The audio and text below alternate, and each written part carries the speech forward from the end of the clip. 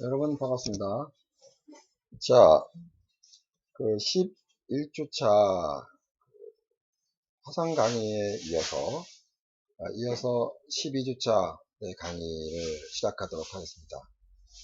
자, 그동안에 여러분들의 얼굴을 보지 못했다가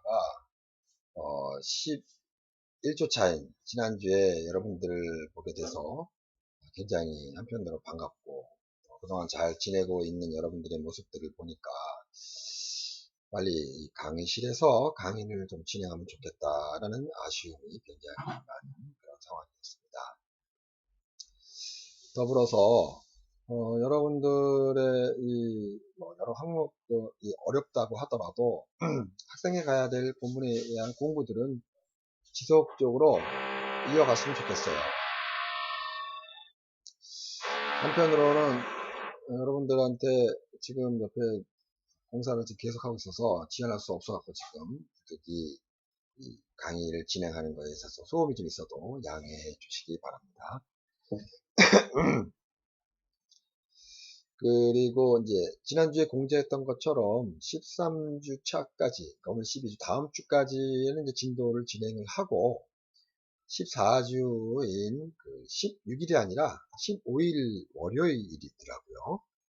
그래서 그 월요일 날에는 원래 여러분들하고 줌을 통해서 화상 강의를 통해서 50문제를 내서 그 부분에 대해서 이야기를 좀 했다고 했는데, 학교에 어저께 그 코로나의 확산이 너무 심화된다고 해서 여기 그 기말고사를 대면 시험을 보지 말고 온라인으로 보라는 지시들이 있어서 부득이 15주차인 6월 22일이 되겠죠. 22일 날 이제 대면으로가 아니라 이제 화상 강의로 이제 시험 문제를 내고, 그 시험 문제를 내는 즉시 그러니까 줌으로 시험을 보는 거죠.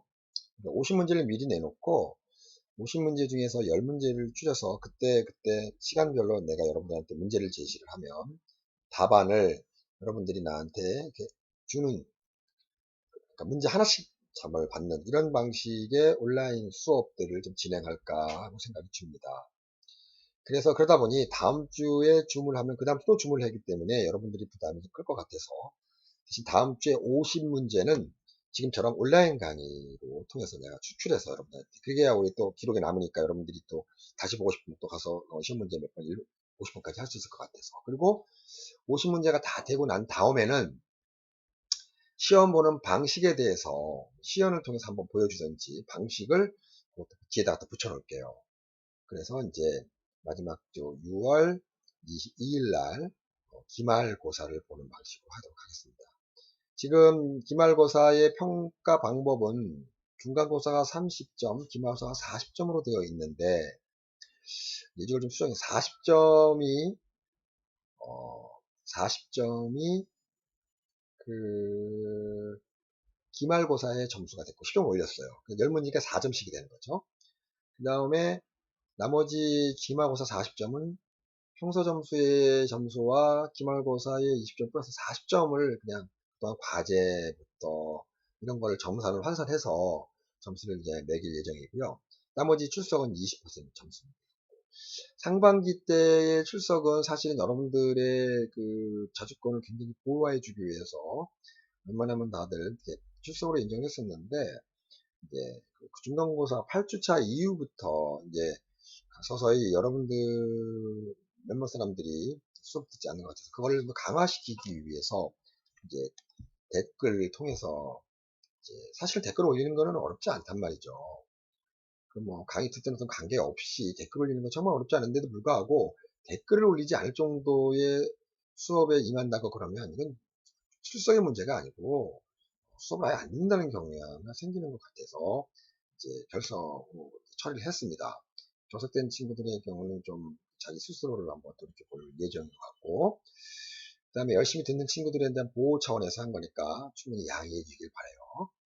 그래서 다시 한번 정리하면 다음 주까지는 진도가 나가고, 그 다음 주는 이제 전체 50문제를 통해서 전체를 이제 결산해 줄 거고, 그 다음에 시험 문제 보는 방식도 그때 이제 온라인 지금 이 강의를 통해서 보여줄 거고, 6월 20일 마지막 주 때는 이제 줌을 통해서 수업 시간인데 10시 30분부터 3시간 동안 이제 나 여러분과 논의하고 이야기하면서 이제 시험 문제들을 이제 하나씩 내고, 그때마다 시험 문제에 대한 답이 들어오면 그걸 가지고 바로 이제 체크할 예정입니다. 그래서 그 방식에 대해서는 아직도 저도 어떻게 할지, 아마 다른 교수님들뿐만 아니라 모든 교수님들이 시험 어떻게 온라인을 어떻게 보지? 고민을 좀 해야 될 것 같아요. 저도. 그래서 방식들을 만약에 정리가 되면 다다음 주까지 정리가 돼서 이제 온라인 상으로 여러분들한테 받는 방식을 구체적으로 지금 여기서 설명할게요. 최대한 여러분들이 불이익이 당하지 않게끔, 그 다음에 공부를 하는 친구들에 대한 적극적인 보호를 해주는 그러한 프로그램으로 접근을 하도록 하겠습니다. 그러니까 여러분들이 충분히 자, 시험을 보는 목적들은 여러분들에 대한 평가도 있지만 그동안의 이 온라인 강의를 통해서 여러분들한테 강의 내용들을 좀 더 효과적으로 여러분들에게 전달하는 그런 시간이 될 수 있도록 하기 위한 과정이기 때문에 여러분들한테 뭐 괴롭히게 하거나 여러분들한테 귀찮게 이렇게 할 목적은 절대 아니다라는 사실을 인지해 주겠습니다. 또한 시험을 보지 않으면 평가가 되지 않기 때문에 오는 형태이고, 또 한간에는 이제 온라인 수업이라 이제 절대평가에 점수가 적용된다고 해서 모든 사람들을 다 A를 줄 수 있는 그런 건 아닙니다. 절대평가라는 개념의 기준은 교무처에서 지침 내려온 거에 의하면 과거처럼 10명만 줘라, 20명 줘라, A를 뭐 이렇게 제한하는 걸 좀 풀어보겠다는 뜻이지 다 A를 주라는 얘기가 아니기 때문에 제가 생각하기에 얘는 여러분들한테 최대한 점수를 좀 더 후하게 주기 위한 과정을 노력을 하되 전부 다 후하게 줄 수 없다. 그렇기 때문에 성적은 부득이 공부하는 사람들을 두고 갈 수밖에 없다라는 거죠. 그래서 개인적으로 전 참고상으로 뭐 점수에 대한 분포도를 뭐 50, 30, 20 이렇게 좀 줄까 생각 중이에요. 그래서 절대평가니까 좀 더 여러분들 후하게 퍼센트를 많이 늘리고 웬만하면 공부를 좀 하면 A그룹에 들어오시지 않겠나 생각이 한편은 합니다. 그게 이제 50%, 제 예상에는 50%인데, 뭐 그게 또 과다하면 또 교무처에서 문제를 제기하겠죠. 야, 그건 너무, 절대평가 너무 과다하다. 그러면 조정이 돼서 내려갈 수 있긴 하겠지만, 제 생각에는 그렇습니다. 그렇다고 해서, 뭐, B30, C20 정도의 비율로 이제, 퍼센트를 좀 더 늘렸다는 거지, 절대평가라고 해서 뭐, 절대적으로 여러분들 좋은 점을 줄 수는 아니라는 거죠. 그렇게 돼버리면 열심히 공부하는 사람도 그렇고 또 공부 안 하는 사람들에 대한 부분도 그렇고 학습에 대한 분위기들이 흐려지기 때문에 아마 그거는 아마 지향하지 않아야 될 항목이라고 생각해서 부분은 주겠다라는 얘기를 여러분들한테 드립니다. 자, 오늘은 이제 여러분들한테 여러 가지 환경들한 개념을 설명해 준 내용인데 자, 그러면 이제 지금 또 강의를 시작해 보도록 하겠습니다. 자, 오늘은 이제 그 방송에 관련된 부분에 대해서 설명할 예정이에요. 그,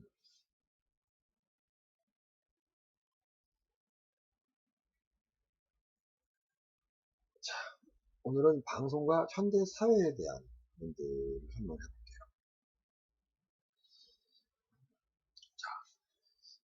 지난주에는 이제 영화에 관련된 부분에 대해서 여러분들한테 뭐 간단히 설명을 좀 했고, 또 죽어라지마, 그러니까 뭐 여러 가지 얘기를 좀 했는데, 지금은 이제 여러분들한테 이 부분을 봅시다. 자, 자, 지금 이제, 잠깐만요. 이게 지금 봅시다. 자, 이제 수업들을 진행하도록 하겠습니다. 자, 오늘은 이제 방송에 대한 부분의 탑재입니다.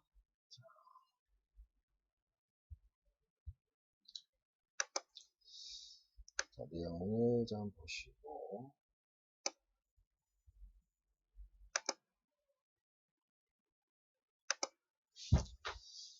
방송의 개념과 이념에 대한 설명인 거죠. 자, 방송법.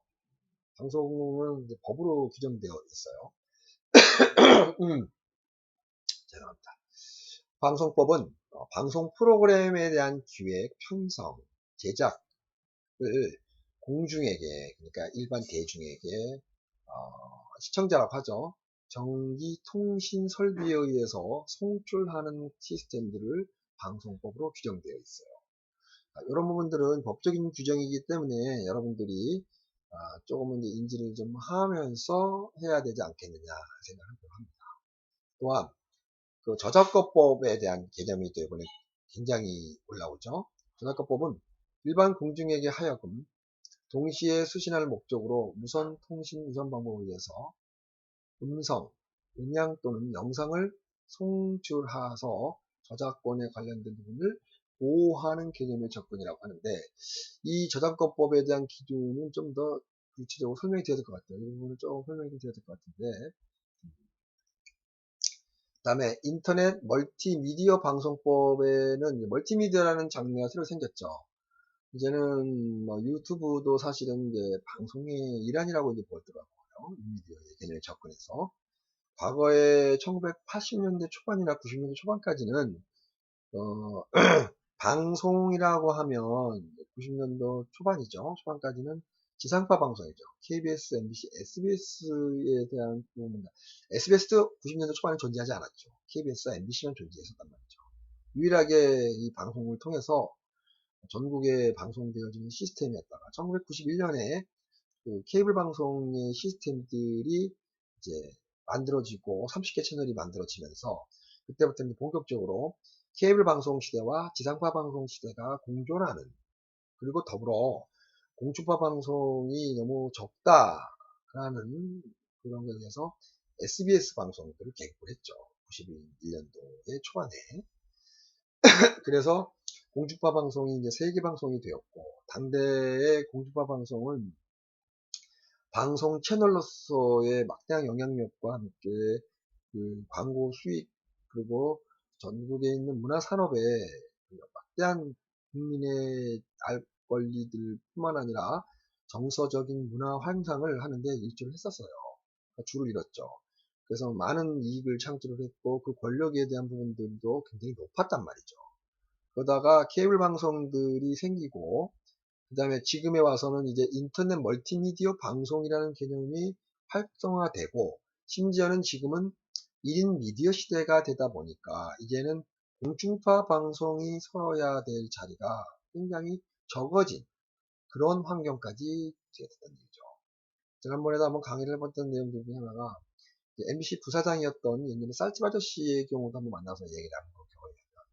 당대에 1990년대에 뭐 일요일밤 토토줄 이런 거 만들 때 굉장한 역할을 다 했죠. 저 역시 연출팀에서 굉장히 열심히 했었었는데 그때는 방송국에서 공부한다는 이유 하나만으로도 많은 대우들이나 또 그러니까 그 신비한 직업으로 받았다는 거에 지금도 기억이 나네요.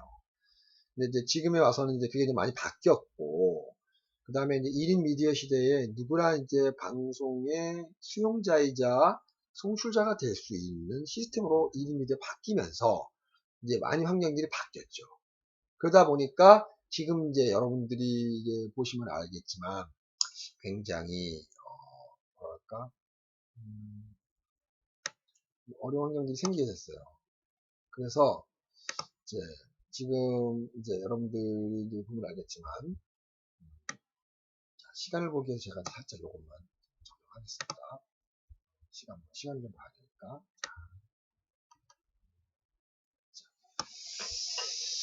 자, 그래서 멀티미디어법을 한번 이제 보죠. 광대역 통합정보통신망이라는 거 있어요. 다시 말해서 공중파, 인터넷, 광 케이블을 포함한 거라는 거죠. 소유 및 임대 여부를 불문하고 전파법, 이제 공중파 방송은 전파법이라고 하죠. 예, 통신과 방송의 주파수가 부여되는 것을 모든 걸 포함해서 쌍방향까지 포함해서 쌍방향이죠. 뭐 위에서 보는 이 지상파나 케이블 방송의 경우 일부 빼를 제외하고는 다 일방성이죠. 일방으로 방송을 하고 받아들이는 입장인데 1인 미디어나 멀티미디어에 대한 부분들은 쌍방향형인 거죠. 음성과 영상과 데이터들이 서로 주고받고 심지어는 전자상거래까지 이루어지는 콘텐츠 복합 개념의 접근이라고 할 수 있어요. 이것이 이제 방송 개념으로 이제 넓혀졌다고 볼 수 있는 거죠. 그래서 여러분들도 또한 마찬가지로 여러분들의 환경들이 이제 과거에 내가 졸업을 하고 나가 진출하는 영역보다 굉장히 넓어요. 그리고 영상이라는 매체는 특히 어느 분야, 어느 환경, 어느 방송사에서 다 적용되어지는 그런 항목들이라는 거죠. 그런 측면에서 굉장한 그 파급 효과와 함께 일상과 생활이 하루 종일 그게 그렇게 이루어진다고 생각되면 가만히 아닐 것이다 라는 생각을 해보게 됩니다. 그런 측면에서 여러분들이 이 영상 미디어 또 영상 또 문화 영상 관련된 직종들을 전공으로 선택했다는 것은 과거에도 얘기했지만 굉장히 미래지향적인 선택일 거다라고 생각을 합니다. 앞으로 직업군으로 볼 때 일반 기업 또 영상을 빼고서는 존재할 수 없는 시대가 이제 오게 될 것이고 또 그렇게 왔고 앞으로는 더더욱 그 비중이 커진다는 거죠. 그런 측면에서 볼다고 그러면은 이 방송이라는 개념의 영상, 특히 방송도 라디오도 있고 오디오도 있지만 특히 영상의 방송의 경우는 그 영역과 범위가 굉장히 넓다라는 거예요. 자, 지금 여러분들이 4학년이잖아요. 4학년인데 현재 나가다 보면 지금 졸업생들한테 가끔씩 전화 와서 너 어디서 근무하니 물어보면 물론 공중파 방송도 있고 케이블 방송도 있고 방송들도 있지만 특히 그 웹미디어를 만드는 회사에 근무하는 친구들이 굉장히 많이 형성이 되어 있어요. 심지어는 영상만 제작해서 만든 일반 기업에 들어간 친구들이 많더라. 그만큼 기업도 영상이라는 존재의 가치를 높이 활용도를 평가를 하고 일반인들 우리 같은 영상 전문가들을 고용을 한다는 거죠. 물론 보수 체제나 이런 부분들이 천차만별이라 뭐 얘기할 수 없겠지만 그래도 사양되어지는 전공에 비해서는 굉장히 미래지향적이다라는 생각을 해봅니다.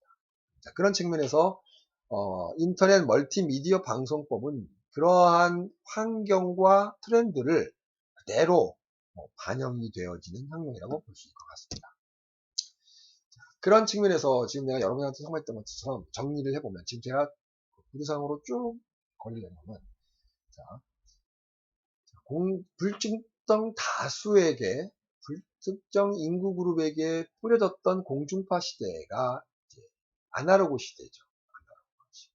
그러니까 아날로그 방식이 디지털 방식으로 전면 교체되고 이제 아날로그 방식이 종료가 되었던 시점이 이제 2000년도에 10년 정도 후에 접어들어서 이제 이루어졌단 말이죠.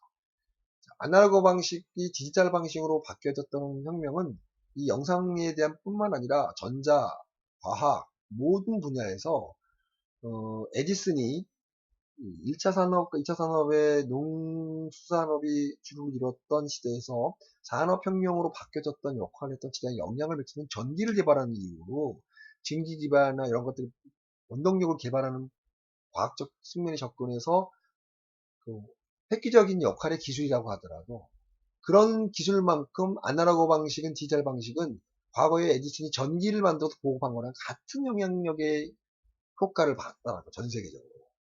디지털이 발전되면서 많은 것들이 변화가 생겼죠. 과거에 아날로그 방식하고 디지털 방식 뭐가 틀립니까? 라고 질문을 해보면 일반인들의 사실 잘 모를 수도 있어요. 그리고 좀 애매한 부분도 있긴 한데 우리 분야만 간단히 설명해 보면 아날로그 방식에서 비디오를 복사를 하면 복사할 때마다 그 실시간 방송으로 해야 되고, 할 때마다 이 방송들이 질이 탁 떨어져요. 해상도가. 원테이프보다. 근데 이제 디지털에 바뀌면서 이제 실시간으로 복사하지 않고 클립으로 복사가 가능하고, 복사가 수십 번 되더라도 그 원 화질은 그대로 유지가 된다는 거죠. 그만큼 획기적인 기술이라고 보죠. 그래서 방송의 개념의 변화는 불특정 다수가 특정 인구를 정확하는 아날로그 방식에서 디지털 방식으로 바뀌면서 일방향형이 쌍방향으로 바뀌었다는 거죠. 그리고 과거에는 전송이었다면, 그냥 전송을 해서 부중상을 받았다면, 지금은 서로 맞교환하는 거죠. 교환의 개념을 찾는 거예요.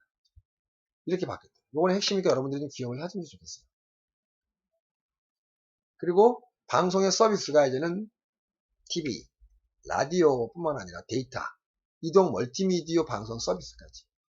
최근에는 이제는 젊은 20대, 30대, 40대, 50대들을 이제 방송을 시청하는 시청대들을 이렇게 체크를 해보고 관망해 보면 어떤 환경이 발생이 되냐면 20대, 10대, 20대, 20대까지 30대 초반까지는 텔레비전을 잘 안 봐요. 시청률이 자꾸 떨어지죠. 그러니까 공중파 방송들 과거에 뭐 4천억, 3천억, 5천억씩 연간 매출을 올렸던 그런 그 지상파 방송들이 지금은 반토막도 못 바꿨어요. 그러니까 규모는 커지고 기술은 좋아지고 금액은 높아가는데 자꾸 떨어지니까 적자가 굉장히 심하다. 그러다 보니까 이제 공중파 방송도 지금 같은 멀티미디어를 이용한 전송에서 교환 시스템으로 바꿔가고 있고 일방향에서 쌍방향으로 바꿔간다는 거죠. 그리고 불특정 다수를 특정에 있는 인구 그룹으로 이렇게 집약적으로 타겟을 선정해서 그쪽이 좋아하는 빅데이터에 대한 흐름과 데이터를 통해서 보여줍니다. 이렇게 이제 바꿔가고 있습니다. 자, 여러분들 방송 개념에 대한 변화에 대한 항목들은 여러분들이 머릿속에 기억을 좀 해줬으면 좋겠어요. 기억을 해주고 그 기억을 해야만 앞으로 여러분들이 어떠한 부분들이 어떻게 될 것인지가 체크가 되는 거죠. 그리고 내가 가야 될 부분이 보여지는 거예요. 그죠? 자, 그러면 이제 좀 더 방송의 이념에 대한 설명, 방송 개념에 대한 이해를 여러분들이 좀 했다면 이념의 개념. 방송은 공공의 소유의 다시 말해서 누구 하나의 개인의 소유가 될 수가 없어요. 왜 개인이 소유될 수가 없습니까? 라고 질문들을 합니다. 그리고 또 실제적으로 개인이 소유할 수 있는 환경도 만들어지긴 해요. 그러나 공공의 소유가 될 수밖에 없는 환경은 뭐냐? 누구 하나가 소유를 하게 돼버리면 그 사람의 생각들이 공중에게 그대로 전달되는 거죠. 이게 잘못된 방식이에요.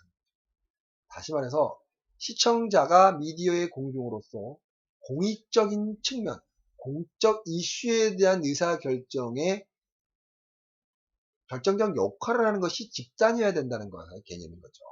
그러니까 방송은 누구 사소한의 개인의 생각과 가치관을 다룰 수 없다는 거죠. 그렇게 다루다 하더라도 공공의 이익에 저해되면 안 된다는 거예요. 그래서 방송은 공공의 소유인 전파를 통해서, 전파는 공공의 소유이에요. 누구한테 뭐 공중파의 채널에 대한 그 주파수대를 준다, 판매한다, 뭐 그런 것들은 공공의 이익 측면에서 접근도가 보장이 됐을 때 가능하다는 얘기죠. 그래서 방송의 이념은 전파의 주인은 대중이 돼야 되고 공중이 돼야 된다는 개념의 이념인 거죠. 자, 그렇다면은 지금의 여러분들이 한창 이슈가 되고 있는 1인 미디어들은 개인을 소장하고 있는 채널이잖아요. 그거는 채널이 본인의 거지 그거에 대한 전달되는 내용이나 환경들은 공중의 입장에서 해야 된다는 도덕적 해이나 법적 행동을 지정해 주는 거예요. 채널이 내 거라고 해서 뭐 음담패설을 해서도 안 되고 또한 누구를 비방해서나 자기 개인적인 사적인 생각들을 주장을 내세우면 책임을 져야 되는 거죠. 왜 그렇게 했는지에 대한 책임, 명확히 해야 된다는 거죠. 그런 것처럼 방송의 이념은 공공이 주인이 되어야 되고 전파에 관련된 항목들이 적용이 돼야 된다. 이게 정말 그러면 공중의 성격이 뭡니까? 공중. 개별적인 개인이 상호 연결되어는 공동체의 성격을 갖고 있어요. 그러니까 개별 개개인이 하나의 공동체 형태의 유형이 공중이라는 거죠. 공중. 그리고 그것이 국가냐, 사회냐, 어떠한 단체이든 간에 공익적인 발전에 이바지해야 된다는 거죠. 그렇게 하지 않으면은 방송으로서의 역할이 없다는 거죠. 방송은 잘못하면 정치적인 색깔을 띠거나 또 누구 하나의 사적인 개념과 관점에 의해서 방송이 운영되거나 방송이 움직여지면 그때부터는 방송은 신뢰성이 떨어지게 되는 거죠. 생각이 다르다고 해서 또 나와 맞지 않는다고 해서 그 방송이 되어지는 항목이나 여러 가지의 반대의 생각들은 있을 수 있으나 방송은 항상 공정성과 공익성을 갖고 있어야 된다는 개념이 있어야 된다는 거죠.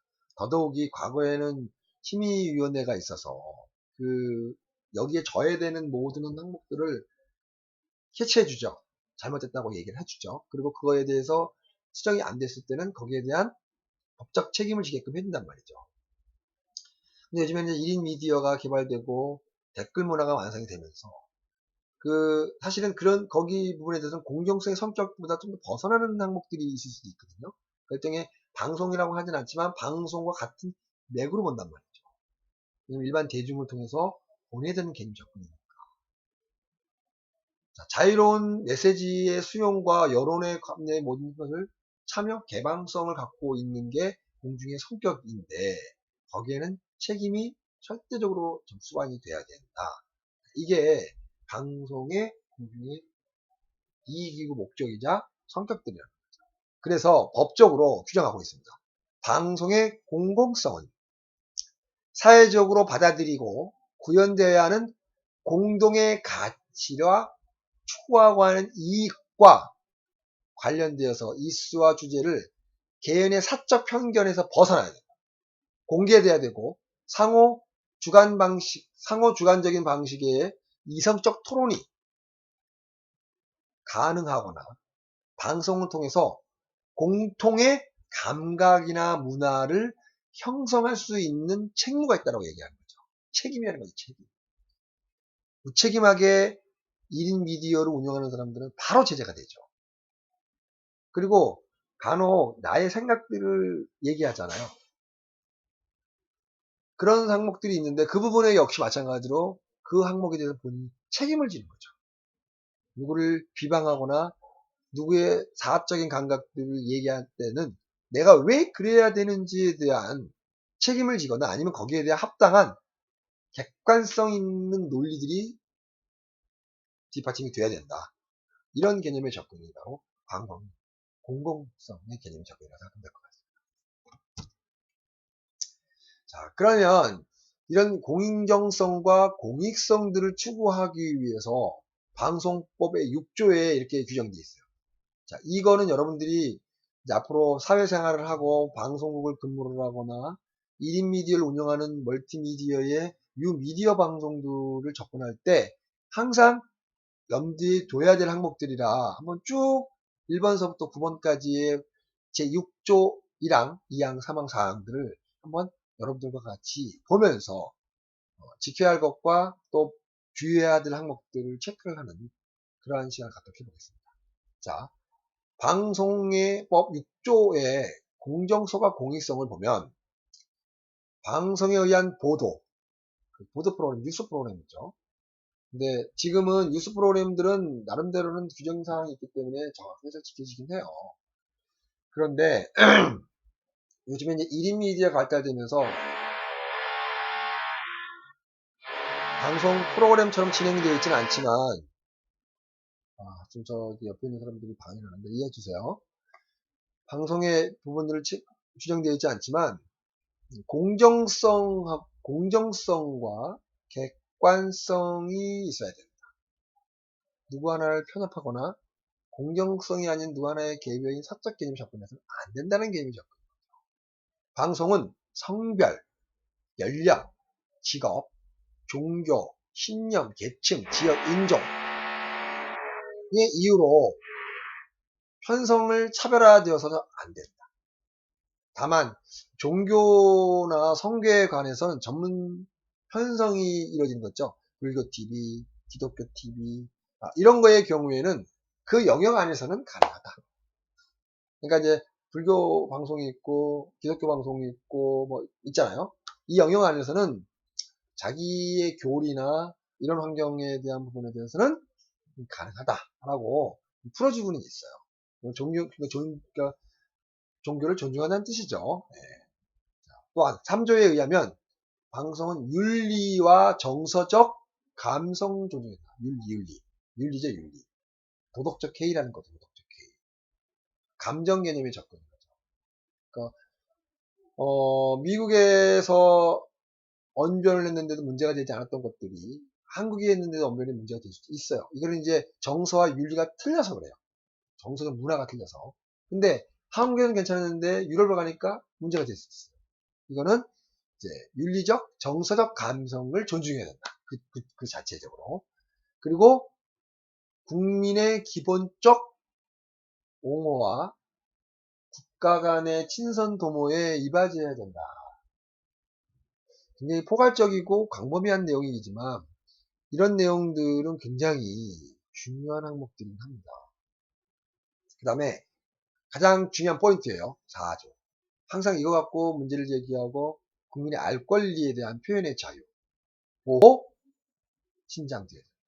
국민의 알 권리와 표현의 자유에 이런 것들이 이제 철저하게 지켜줘야 되는데 이거를 악용하는 사람들도 생기긴 하겠죠. 자기 생각과 자기 주장을 내세우고 공익적인 흐름을 저해하는 데 불구하고 국민의 알 권리라는 이 4조를 근거해서 보편화 내지는 합당화시키는 경우가 있었어요. 그것이 이제 윤리위원회나 심의위원회에서 판결해 줄 수 있는 거죠. 뭐 누가 옳은데 이 사람은 잘못 받을 수 있으니까. 또한 소수이거나 이익을 추구해 실현한 불합리한 집단에게 그 다음에 계층의 이익을 충실하게 반영이 돼야 된다는 얘기죠. 간혹 그 누구누구가 잘못됐다라는 언론 보도가 나갔었어요. 근데 그것 때문에 거기 계층에 있는 사람들이 피해를 보는 경우가 생기는 거예요. 이런 것들은 냉정하게 찾아야 되겠죠. 그게 과연 옳은 건지 아니면 그른 건지에 대한 개념의 접근이라고 할 수 있겠다는 거죠. 그 다음에 6조에 의하면 지역사회의 균형 발전, 그 다음에 우리나라의 민족문화에 이바지해야 된다는 거죠.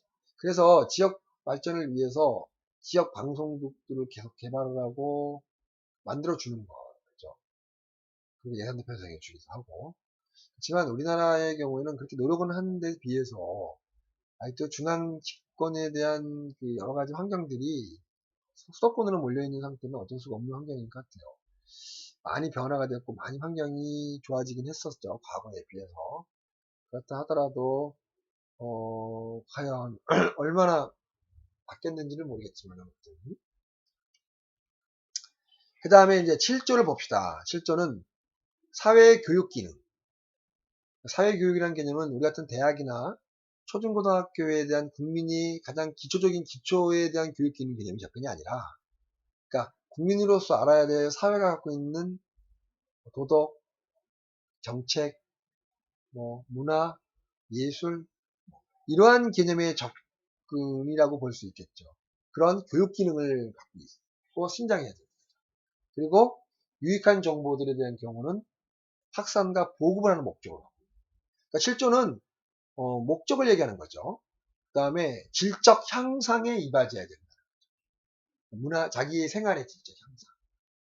그래서 간혹 좀 야한 표현이 되거나 이럴 때는 적당한 환경에 대한 접근 경우에는 오히려 더 활성화가 될 수는 하겠지만 너무 지나치게 이익을 추구하기 위해서 나쁜 쪽으로 유도를 해버리면 그런 것들은 이 복지의 저해가 되는 개념이 접근하는 거죠. 그 다음에 표준말에 보급을 해야 된다. 표준말에. 그래서 서울말이 표준말은 아니에요. 또 경기권이니 수도권이 표준말은 아니에요. 서울도 사투리가 있어요. 종종 비슷하다 하더라도 그런 개념의 접근이다 보니까 표준말은 언어 순화에 가장 결정적 역할을 하고 기준치가 돼서 그래서 그거는 국가가 정한 표준어에 준하다고 볼 수 있을 것 같아요. 그리고 정부와 특정 집단의 정책 등에 대한 공포 이런 것들에 대한 의견 그 다음에 그것 따른 균형 그런 것들 그 다음에 정치적에 관련되어진 균형 정치도 가장 핫하죠.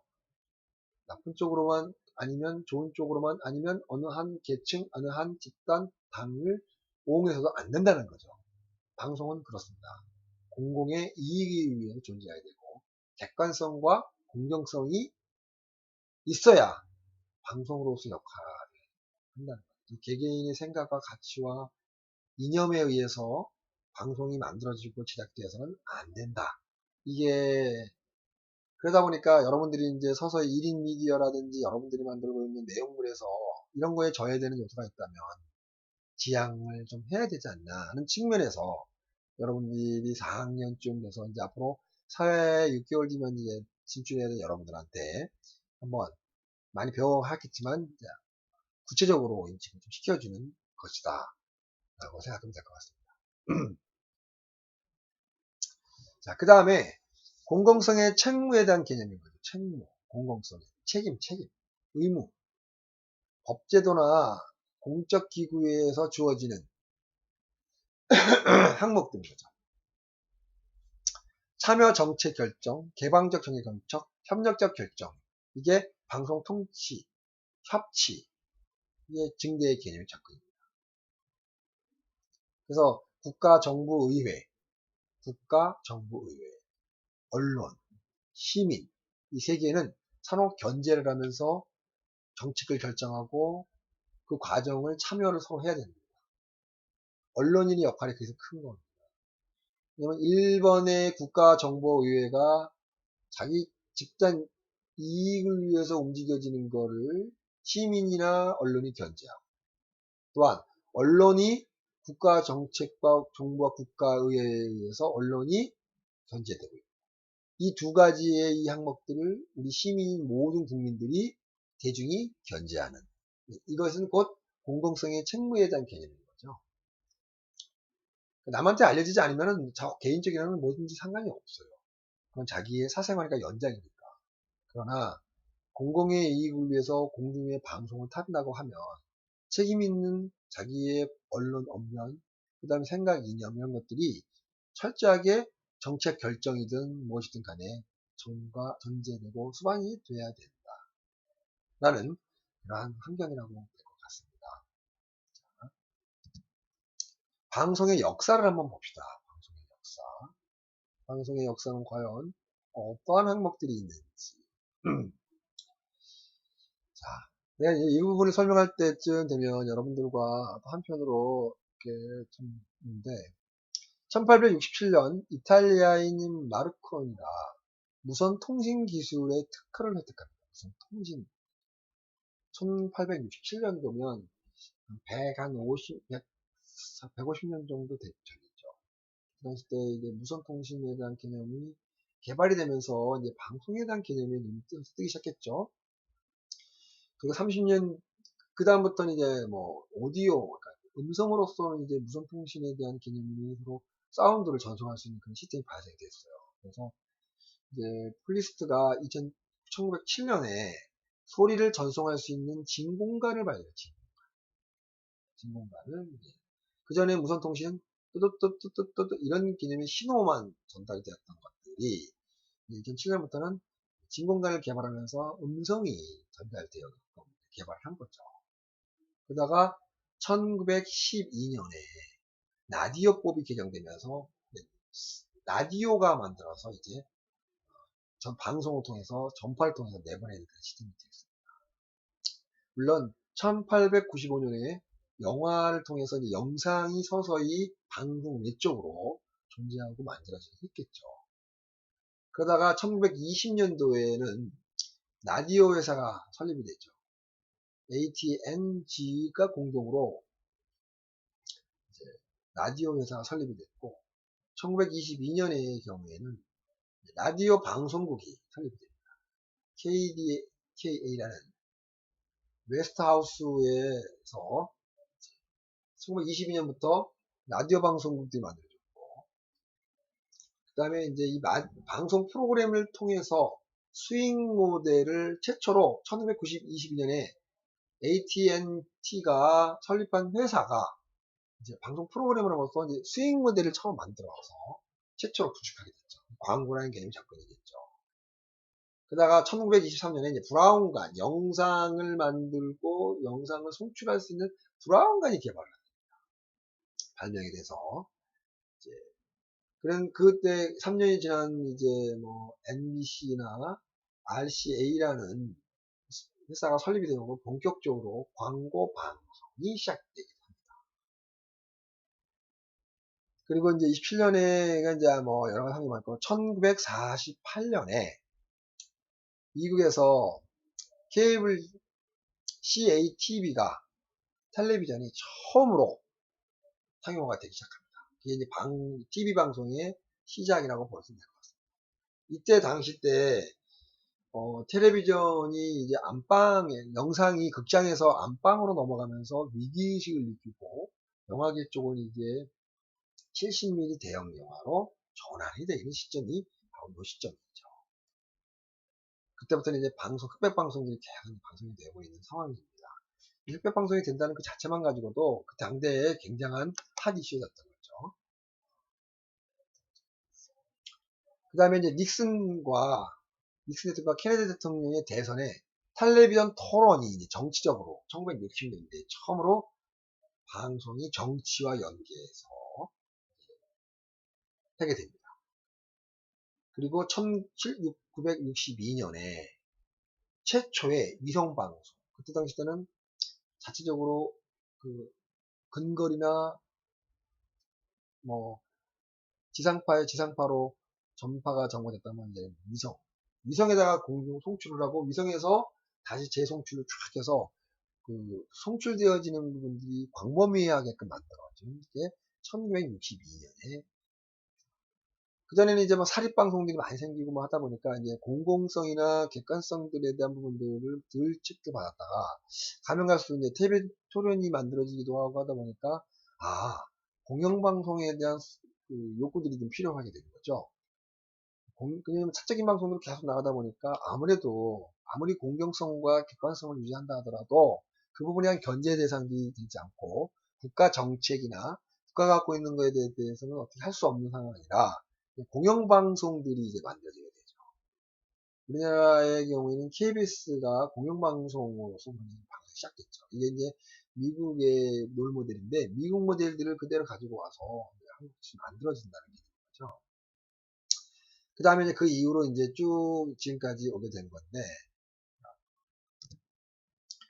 그 방송의 역사 중 80년대, 90년대를 쭉 정리해 보면, 영국의 대처리즘의 미국의 네이건 노믹스로 대표하는 신사회주의의 80년, 90년대 탈규제의 시장 자유화를 선언하죠. 너무나 규제하고 정책에서 묶여지니까 1960년, 70년대 때 정치의 TV 토론이 생기면서 정권 잡는 정권들이 이제 가장 국민들이나 자기네들의 사상과 정책들을 전달해 주는데 방송이 큰 역할을 해주니까 이제 그 방송에 관련된 규제들이 이제 심해졌죠. 근데 이제 이거를 이제 타파해 보려고 공익성 보장과 규제를 완화하고 시장 친화적 정책들을 강화하는 목적으로 1980년부터 1990년대 때 탈규제와 시장 자유화가 이루어지기 시작합니다. 방송 산업의 공공성보다 산업적 이해가 더 고려된 그러한 변화가 1980년, 90년대에 일어났다고 봅니다. 당대는 이념의 개념인 거죠. 공산주의와 사회주의와 민주주의에 대한 자본주의에 대한 대립이 대한 거죠. 지금은 이제 그런 것들이 이미 없어졌기 때문에 그때 당시 때는 러시아 전지 소련 소비에트 연방하고 미국이 큰 축을 이용해서 사회주의와 자본주의로 민주주의가 나눠진 거죠. 민주주의가. 그러다가 이제 공산주의가 사회주의로 조금 변화가 생기고 민주주의가 자본주의 사회 변화가 생기면서 서서히 80년, 90년대 때 겪었던 이념적인 측면이 이제는 산업적 측면으로 이제 서서히 바뀌어지고 있다라고 생각하면 될 것 같습니다. 자, 지금까지 설명했던 내용들에 대한 역사적인 흐름들은 미국을 기점으로 만들었던 항목이라고 하면 지금은 이제 한국에 대한 개념인 거죠. 처음에 1927년도에 2월 16일 JODK라는 호출부호를 통해서 경성중앙방송국이 개국을 합니다. 경성중앙방송국이 개국합니다. 이게 지금 그때서 당대 때 설립되어진 방송국의 사업입니다. 그리고 1970년부터 71년까지 TBS에서 일일방송인데 아시라는 방송이 위에 거예요. 아시. 그 다음에 당대에 엄청 유명했던 여로가 엄청나죠. 이거는 텔레비전의 보급을 늘리는데 결정적 역할이 됩니다. 그러한 프로그램들입니다. 당대의 여로나 아시는 TBC가 지금 어떤 방송이냐면 동양그룹에서 방송국을 이제 만들었어요. 그러다가 전두환 정권 당시 때 이제 사적 방송에 치우친다고 해서 제2TV, KBS ETV로 국가가 환원해 버렸죠. 그래서 지금은 TBS가 존재하지 않고 KBS ETV가 존재하죠. 그때 당시 때 이 여로나 아시의 이 상업적인 요소를 방송을 TV 영화관처럼 TV 드라마를 더 강하게 만들었다. 그리고 그때는 이제 가수 이미자 씨가 그때 당시 때 엄청난 노래를 잘 불렀던, 심지어는 뭐 신의 목소리가 할 정도로 굉장히 되게 인기를 끌었던, 그래서 상업적인 측면에서 굉장한 이익을 추구했던 게 바로 방송 프로그램 중에 하나입니다.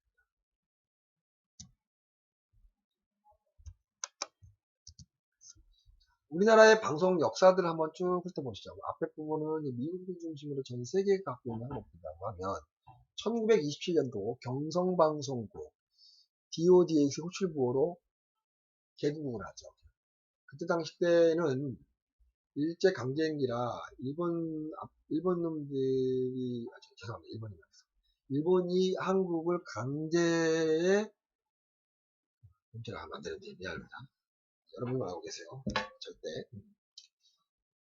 일본 방송이 났었는데 1933년에 조선어 방송들의 채널을 분리를 시켰어요.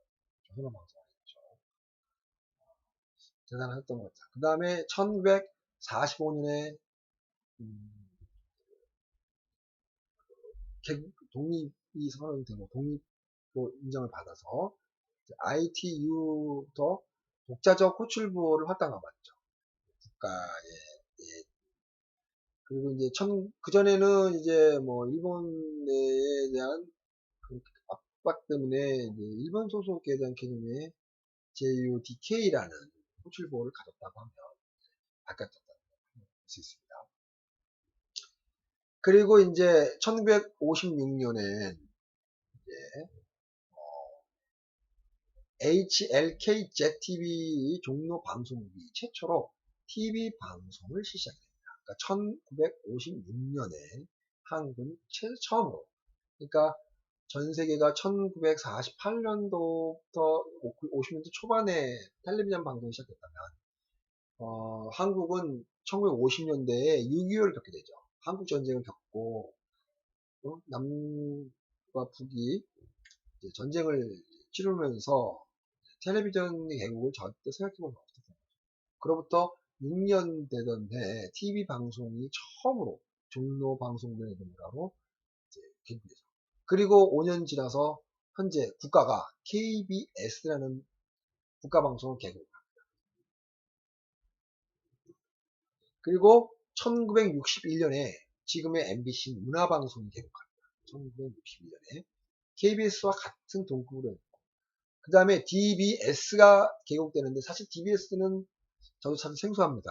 1963년도에 개국을 했는데 아마 여러 가지 환경과 이것 때문에 아마 중간에 없어졌다고 생각이 듭니다. 그리고 1964년에 지금의 TBC 개국되죠. 동양방송, 아까 말했던 동양방송. 그러다가 1969년에 그 텔레비전 MBC가 텔레비전을 개국하면서 KBS, MBC, TBC 방송 3원 체제가 되고 동아방송은 흡수돼서 없어지고 1969년부터 이제 KBS, MBC, TBC 3개 3원 체제로 가다가 1972년에 유신체제 선포에 의해서 1980년대에 그 통폐합하게 됐죠. 그래서 이제 방송국이 줄어들게 된 거예요. 그 다음에 이제 1980년대에는 그렇게 방송국이 세계 MBC랑 KBS로 적게 됩니다. 그러다가 1990년대 때 EBS라는 한국교육방송국을 국가에서 다시 개국을 합니다. 국가의 교육적 측면에서. 그리고 1년 뒤에 SBS에서 서울방송국을 개국을 하죠. 그때 당시 때 이렇게 개국할 때 말 참 많았죠. 서울방송, 태양이 어떻다, 다 방송이 갖고 있는 힘이 세서 이렇다 볼 수 있을 것 같습니다. 그러다가 91년에 SBS 개국하다가 95년에는 유선방송 케이블 텔레비전 방송이 시작됩니다. 방송국이 그래서 36개의 케이블 방송이 이제 전국으로 방송이 돼서 방송국이 계속 늘어나고 방송법이 제정이 되죠. 그리고 2001년도에는 한국 디지털 위성방송 스카이라이프가 소개합니다. 위성방송. 그래서 이제 이런 역사를 2001년까지 쭉 오고 지금은 방송의 디지털이 활성화되면서 이제 많은 것들이 변화가 생긴 거야 되죠. 자, 그러면 방송과 대중문화는 어떤 결정점을 갖고 있는지, 자, 여러분하고, 체크 한번 해보겠습니다. 자, 문화산업으로서의 방송 시청자는 비판적 사고와 판단을 상실한 무비판적인 대중으로 전락시키는 그런 역할들을 있다. 그러다 보니까 우리는 통상 텔레비전을 바보 방자라고도 한때 얘기합니다. 역동적과 창의성이 사라진 군집의 문화가 강화되는 방송이 그렇게 만들었어요. 그러다 보니까 그 국민들의 정서나 사상과 생각들을 세속 내지는 세뇌시키는 역할들을 했던 거죠. 그게 메스. 근데 이제 거기 반면에 문화를 좀 더 대중문화의 개념인 거죠. 상호작용으로서 다양한 형태와 내용을 서로 프로그램으로 나누고 형성하는 개념에 대한 접근을 대중문화가 갖고 있는 하나의 흐름의 양상이라고 볼 수 있겠습니다. 그런 측면에서 방송과 시청자가 갖고 있는 문화에 대한 개념에 대한 접근을 간단하게 보면 방송과 문화의 관계는 문화상품, 전통 풍속, 생활 양식 등의 영향력에 대한 개념의 접근도라기보다는 그 사람이 갖고 있는 관계, 가치관 이런 걸로 좀 더 많은 것들이 적용되어진다고 볼 수 있다고요. 자, 가장 소극적인 참여 형식은 매체 소비의 참여죠. 가장 소극적인 참여. 피드백 시스템에 대한 참여, 매체의 생산 과정에 대한 참여, 매체 운영 또는 매체 소유, 그리고 언론 제도의 결정 과정에 시청자가 참여하는 것으로 접근 예수가 있습니다. 이거는 이제 피드백 시스템에 대한 참여, 생산 과정에 대한 참여가 되죠. 이게 구성원들이 이제 관계성을 갖고 이제 형성되어지는 형태라고 보면 됩니다. 그래서 시청자위원회들이 만들어져서 좀 더 공정성 있고 시청자들의 의견들을 감안해 주려는 노력들의 항목들이 되게 많아 발생돼요. 시청자의 주권은 시청자가 갖고 있는 권력과 이익을 대변할 수 있는 프로그램의 개선에 요구하는 시청자의 권한이라고 봅니다. 시청자들 부족의 다수잖아요. 부족의 다수라는 의미는 주권을 대중이 갖고 있다고 하더라도 개별적인 측면에서 볼 때는 또 대중은 외면할 수도 있어요. 어느 한 개인의 권력과 힘의 논리에 의해서. 그럴 수도 없다는 거죠. 대중이다 보니까. 근데 어느 한 개인이 어느 한 특정 집단으로 또 소할 때는 또 특정 집단에 대한 생각들이 더 강화되니까 좀 더 어려워지겠죠. 그런 환경들이 만들어질 수 있어요. 그 다음에 퍼블릭 액세스권의 경우는 공중파 방송 프로그램 생산 과정에서 보다 적극적인 접근에 허용한다는 개념이 접근입니다. 퍼블릭 액세스권의 개념의 접근이죠. 여러분들 어려운 항목들이 있긴 한데, 우리나라의 시청자의 주권의 역사를 한번 보면 1987년에 민주화 이후 방송 문화의 개혁 운동이 많이 발생했죠.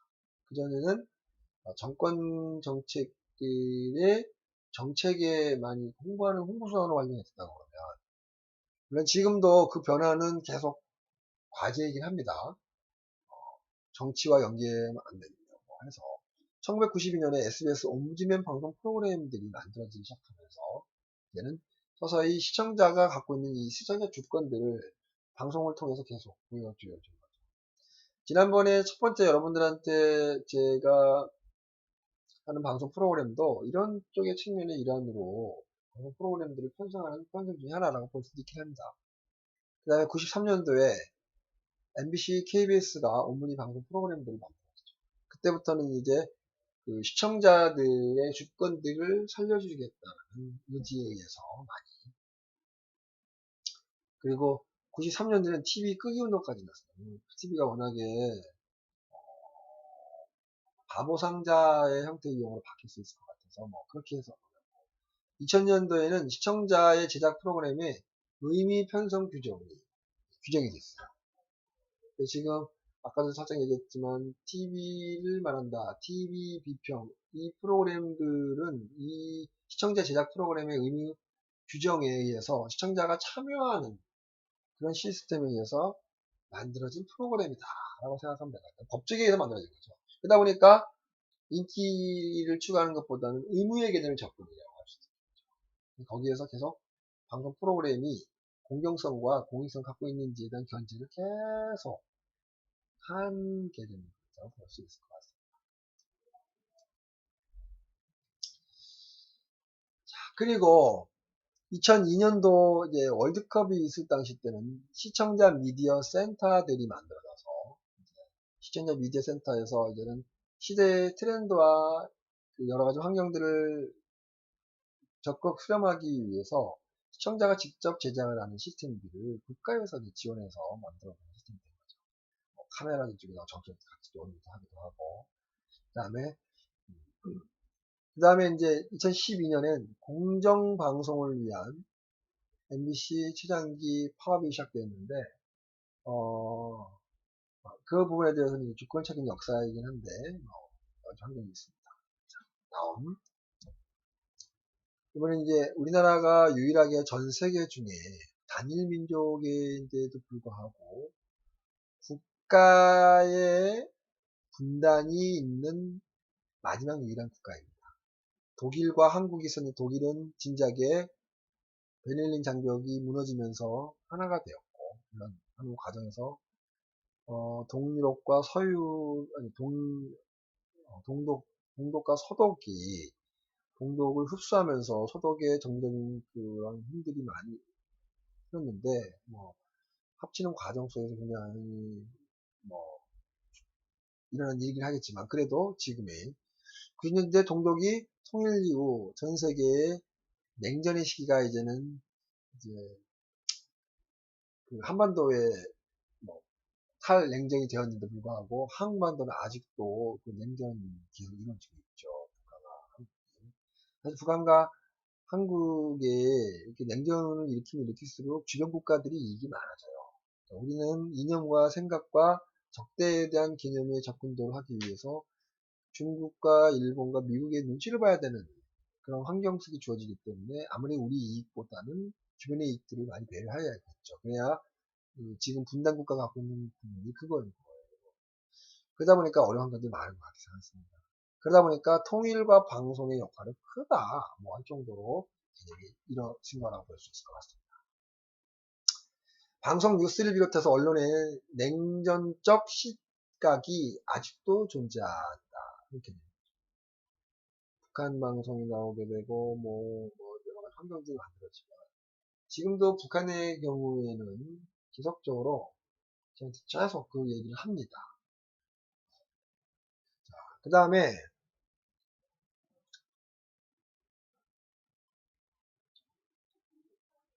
평화와 공존에 대한 개념을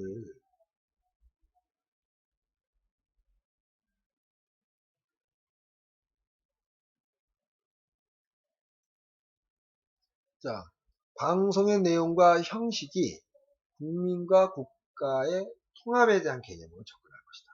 이런 개념이 대비한다고.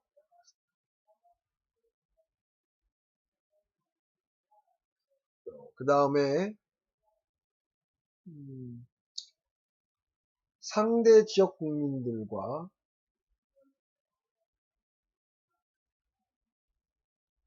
국가가 지닌 상이한 체제와 이념을 비난하거나 공격하지 않고 인정하는 태도를 요구하는 이게 평화 공존 방송이라고 하죠.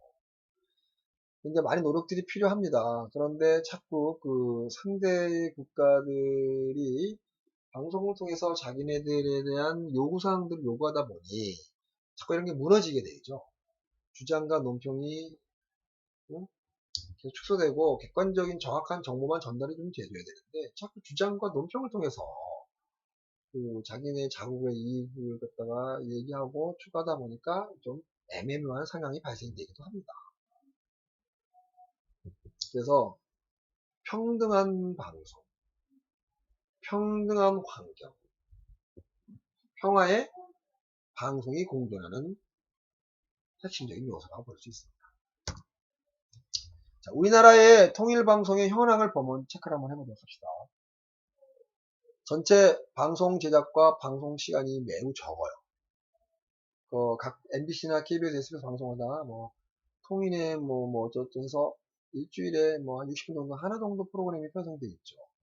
우리나라에게 그렇다면 좀 더 자유로워지기 때문에 그다음에 뉴스나 이런 환경 속에서 많이 호응적으로나 오응적으로 바뀌어지고 있긴 한데 북한의 경우는 굉장히 이제 방송이 완전 제한적이죠.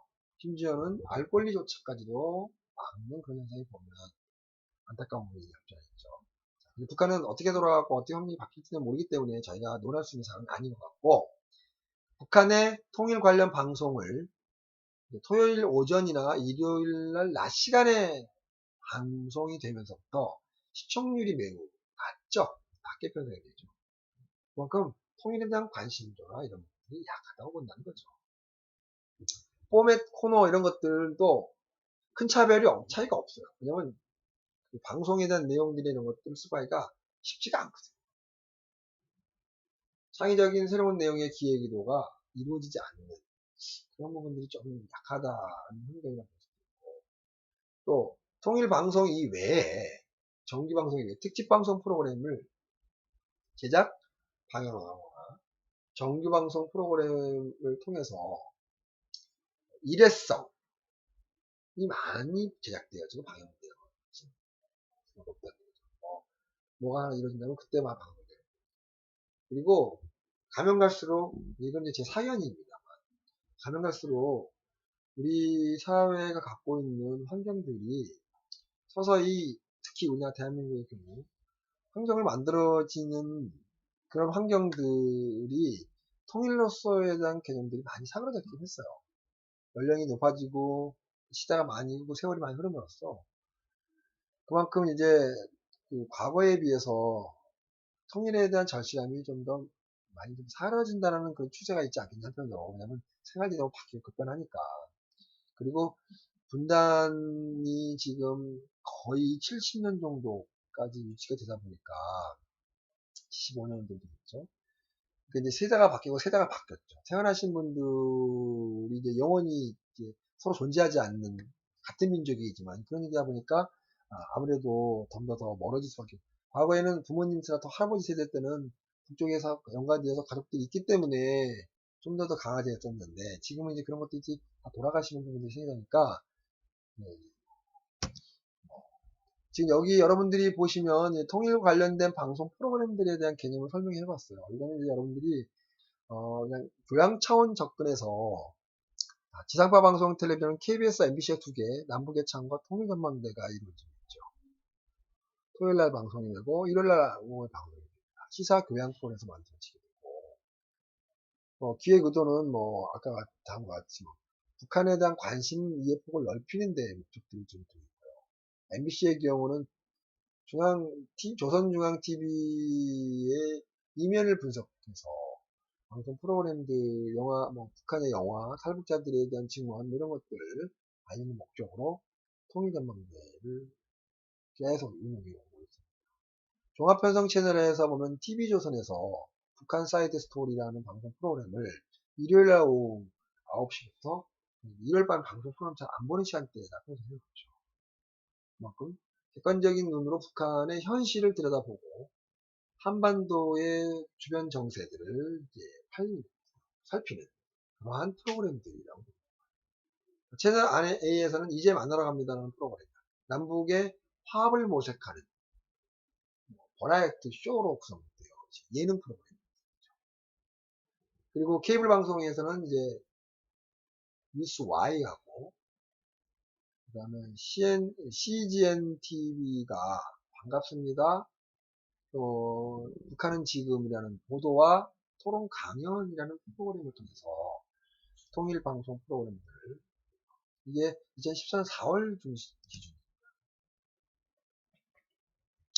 저희는 유일한 분단 국가이기 때문에 어쩔 수 없이 통일에 관련된 관심도 높아지기 때문에 98년도의 정책, 99년도 정책 쭉 보면서 최종적으로 2011년에 통일부가 인터넷으로 유니방송을 설립함으로써 동방정책이라는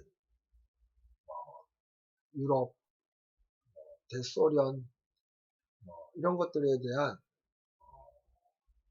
부분들에 의해서 이제 통일 방송 정책, 동방 정책, 북한 방송 개방 조치 이런 것들을 좀 더 많이 해줬다고 볼 수 있을 것 같습니다. 시드니 올림픽 경기 북한의 중계 방송까지 어떤 내용입니다.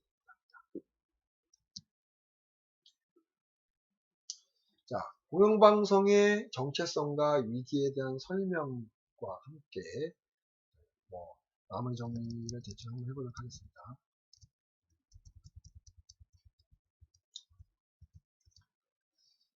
공영방송의 이념은 국민의 이익의 수탁자가 돼야 된다. 국민의 이익이.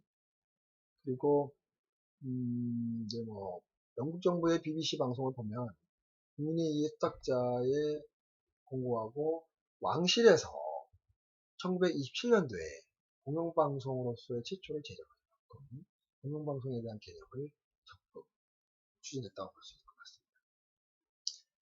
공영방송의 위기 1980년대 대처 이념과 내견론에서는 대표하는 자유주의가 이 공영방송을 정당성을 부정하고 이념을 부정했어요. 그리고 상업방송에 대한 확대가 되어서 공영성에 대한 위기가 좀 많았죠. 왜냐면 상업성 논리에서 넘어가면 시장 경쟁에서 탈규제의 산업을 선봉하는가 동시에 공영방송으로서의 위기가 오게 됩니다. 그래서 거대 미디어의 기업이 출연하게 되고 그 다음에 그 위기가 공영방송에 대한 정부 예산에 대한 삭감으로까지 가게 되는 거예요.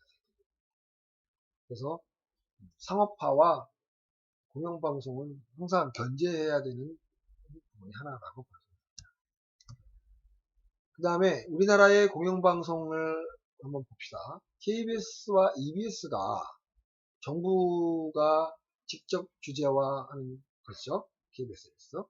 MBC는 방송문화진흥원이라는 공익법인을 통해서 뭐 관리 감독 갖고 있긴 하지만 이사회 구성은 국회와 대통령이 갖고 있기 때문에 엄밀히 따지면 MBC도 주식회사라는 유형을 갖고 있지만 실질적으로는 국가가 갖고 있다라고 보고 있습니다.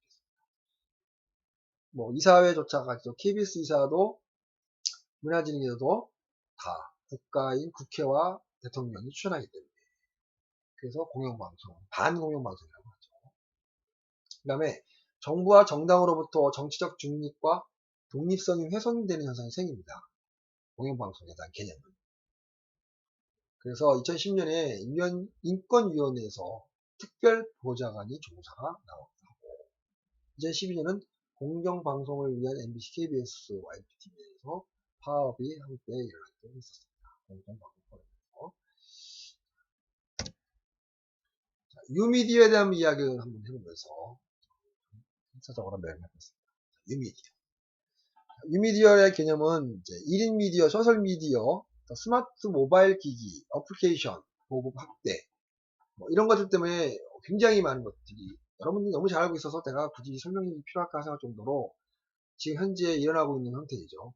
다시 말해서 방송 미디어 산업이 이제는 기업 간의 산업 보안 체제에 의해서 쌍방향 콘텐츠가 완성이 되고 서로 유통과 가공과 소비가 급진전돼서 수요와 공급들이 이제는 공존화된다는 시스템을 바뀌는 거죠. 그리고 텔레비전에서 모바일로 변환이 되어지고 소셜과 미디어에 대한 개념이 접근한다.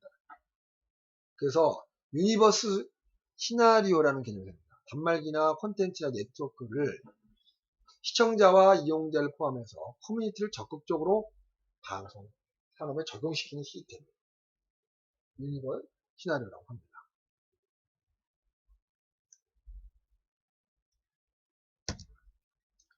자, 그런 취지에서 새로운 방송의 문화를 한번 훑어봅시다. 새로운 방송 서비스. 케이블 방송. 1948년에는 공중파 방송에서 케이블 방송의 난 시청의 목적으로 처음 시행했어요. 미국에서. 종파가 안 도착을 합니까? 도달했던 지점에서부터 떨어지는 지점은 케이블 연결입니다. 한국에도 마찬가지죠. 수도권과를 제외하고는 지방 산골이나 지방 난시청 지역에서는 케이블을 이용해서 이렇게 난시청을 해소하기 위해서 지역 유선 사업자가 운영하고 돈을 받은 그런 케이스입니다. 1995년에 24시간 방송이 스타트가 되면서 이제 전체적으로 현재 케이블 방송의 가입자 수가 1,500만 명에 육박하는 그런 현상이 되다 보니 이 케이블 방송이 유선 채널 방송이 이제는 굉장히 높은 상업적인 추세로 변화되고 있다라고 볼 수 있을 것 같습니다. 그래서 우리는 SO라고 하고 PP라고 합니다. 자, SO는 뭐냐? 이건 여러분들 기억해 주시면 좋겠습니다. 요 두 개는 여러분들이 많이 기억하세요. 종합 유선 방송 사업자죠. SO. 방송 채널 사업자는 PP사라고 합니다. 그러니까 SO는 공급자의 개념이 접근인 거죠. 방송 프로그램들이 들어오면 공급의 개념이 접근. PP사는 그 채널, 뭐 케이블 방송의 채널이죠. 뭐 A채널, 뭐 TV조선, YTN 이것들 우리는 채널 PP사라고 하죠. 그 다음에 전송망을 통한 사업자들이죠. 지금 유선 방송은 SO라고 하고 PP사는 방송 프로그램을 제공하는 방송 MBC, KBS 포함을 다 포함해서 우리 PP사 프로그램 제작사의 개념을 잡고 있는 거죠. 전송망을 하는 거는 전파 네트워크 NO라고. 그래서 1999년 종합유선 개정된 이유를 보면 복수 채널 사업자가 거죠. 복수 종합 채널 사업자. 이건 뭐냐면 방송 송출과 제작을 돕기에 한다는 개념의 접근이라고 봅니다. 그래서 그러니까 MSO, 그러니까 SO인 종합방송 유선방송 채널사가 여러 개의 PP사까지 소유해서 종합 채널로 운영하는 그런 개념의 접근이라고 합니다. 이건 이제 너무 헷갈려서 굉장히 많이 이제 뭐 따지고 들어야 돼요. 그래서 대략 개념만 이용하시면 될 것 같습니다. 자, IPTV 여러분들 너무 잘 알고 있죠? IPTV.